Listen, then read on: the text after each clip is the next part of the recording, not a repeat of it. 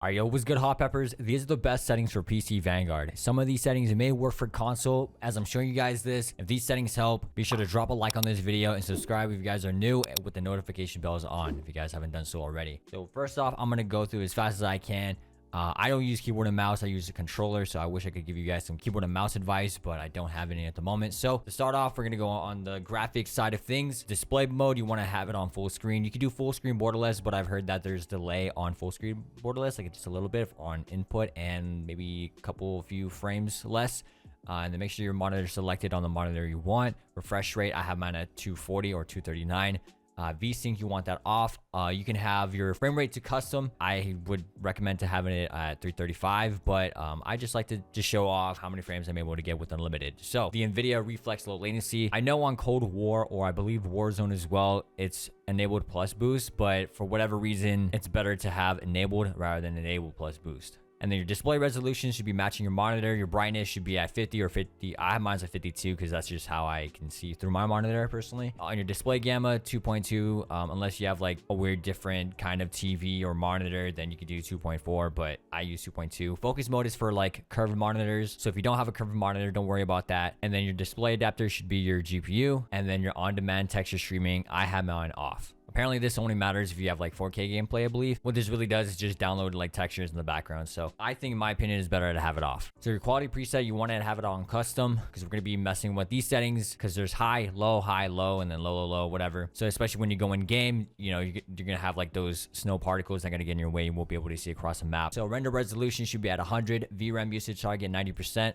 Texture resolution medium. Text filter anisotropic, this should be on high. Texture resolution though, you could have this on like high, low, doesn't really matter. It doesn't make too much of a difference with frames, especially with the texture filter anisotropic and the particle quality level. Apparently this is like for particles and like snow and explosions as well. So I have mine on low. This doesn't really matter too much. You can have it on high if you want, but I just have it on low. Particle resolution low.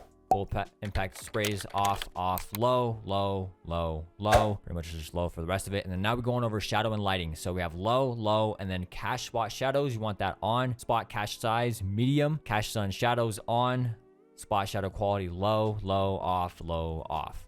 And then for the last two, post processing effects, SMAA over the filmic SMAA. And also your filmic shrink should be at 0. All right, now going over gameplay. This is the one that matters quite a bit. Your field of view, obviously the higher field of view you go, the more frames, especially if you're on console, you know, higher FOV, the more frames you could be using. If you're on the PlayStation 4, it's just probably going to take up a lot. If you're on PS5, it shouldn't matter too much. And I use field of view affected, not independent. And then camera movement, 50%. I recommend that because there's a lot of camera shake movement going on in the game.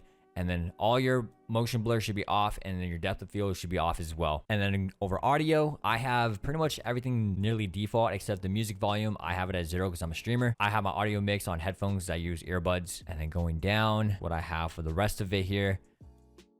And we go over to interface. I pretty much just have my FPS, my latency, and my GPU shown just because I want to know how many frames I'm getting and I want to know what server I'm on. And on top of that, with the GPU temperature, I want to make sure that it's not overheating. And then for the last part of the settings for Vanguard, if you're not a controller player, if you're on keyboard and mouse, you can skip this part, but there's other parts I want to show you guys. For controller, I have mine on 20/20 sensitivity. It's literally all personal preference, so you do not have to change it to whatever sensitivity I have. For all my ADS sense multiplier zooms, they're all at 1. You can change to whatever you feel comfortable with, depending on what scope you're using. I use button layout preset tactical flip. So I use my bumpers and I use my right stick on my controller to slide or slide cancel. And then my aim response curve type is on linear. The same thing as for Cold War. I have a linear and precision for my aim assist. A controller vibration, if you have it off, it just helps out your aim, at least in my opinion. If you go over here, target aim assist, you press square. Target aim assist mode, mine's on precision. I know on Modern Warfare, I had it at default and then aim response curve type linear, but for whatever reason, precision just feels really nice, at least for me. Maybe I'm just really used to it. Airborne mantle, manual, and then automatic tactile sprint. Game changer, especially for this. It's going to feel like Modern Warfare if you had that setting, whatever. So pretty much these settings are like really close to Modern Warfare. And my slide behavior is on tap. Is really helpful if you don't want to have any stick drift on your right stick. For whatever reason, aim down slide behavior was on toggle for me in the beginning of the game when like it first came out. And then I had to switch over to hold. I don't know why, but just in case if you guys have that issue. And then these are the rest of my settings. You guys can pause it at any given time. Deadzone's at 1.6. That's also what I have on Cold War as well. So now we're going to go exit out to the desktop here. And I'm going to show you guys my NVIDIA control panel. If you guys want to copy these settings, click this. and just copy or just pause the video at any given time as you guys like.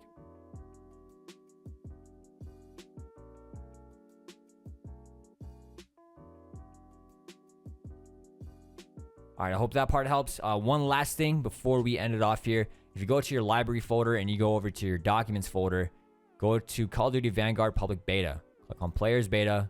Click on Advanced Options, and then look for thread count. So right here, right off the jump. So you see where it says render worker count equals, in quotations, 4. Originally, it's at 8. I'm pretty sure it's at 8. But what you want to do is, if you have an Intel CPU, you want to change this core count to 4. If you have a Ryzen CPU, you want to do half your core count, unless it's under 8 cores. If it's under 8 cores, then you just do 4. The minimum core count is 4. So for an example, if you have 12 cores, then you should put it at 6. So now you want to hit Control and F on the keyboard at the same time on your computer and search for AMD. I'm not sure if this matters for Intel, but what you're going to want to do is find the AMD Fidelity FX Super Resolution.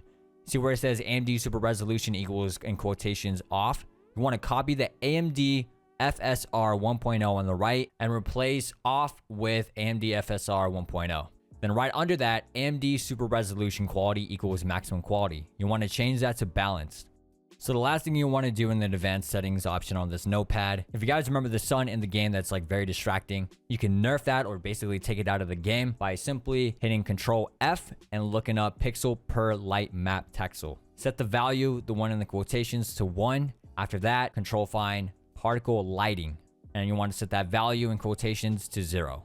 Now you have no more sun. So once you change that to 0, then you want to go up to the top left and then click on File and then hit Save or Control+S. And the last thing you want to do is go to your Windows search key and type in graphics settings. You want to enable the GPU acceleration. So enable that and then close it. And then now we're going to load up to a game on Vanguard. So pay close attention to the top right of the screenshot. You can see the sun getting in my way. Now this is after changing the setting in the advanced file notepad. Look at the top right. You don't see the sun glare. And also look at how many frames I'm getting. Before, I was averaging 160 to 180 frames, and now I'm getting 300 FPS on average, roughly. So I just want to make a quick big shout out to Colonel and OD Technology on Twitter. These guys helped me out on optimizing these settings. So if you guys want to go check out their Twitters, they'll be down in the description below. So if you guys haven't done so already, be sure to drop a like on this video and subscribe if you guys are new with the notification bells on, and share this with a friend, be able to help out their frames. Bro, I can use keyboard and mouse and control at the same time right now. What the fuck?